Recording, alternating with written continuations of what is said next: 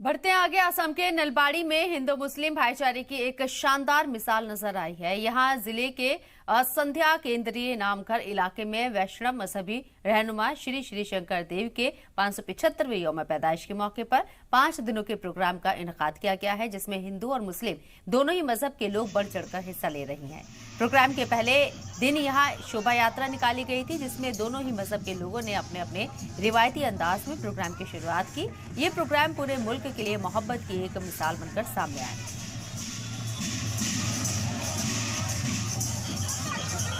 असम में जो है श्रीमंत शंकरदेव जी का जो जन्म तिथि 575तम जन्म तिथि में जो रैलियां निकाली गई थी नलबाड़ी संध्या में, उसमें जो हिंदू मुस्लिम की भाईचारा और एकता को देखने को मिला है।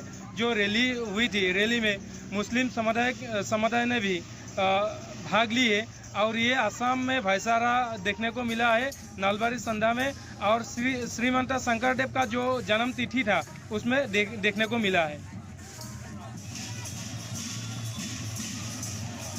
आज हम बात करेंगे असम के नलबाड़ी जिले के हिंदू मुस्लिम भाईचारे के बारे में।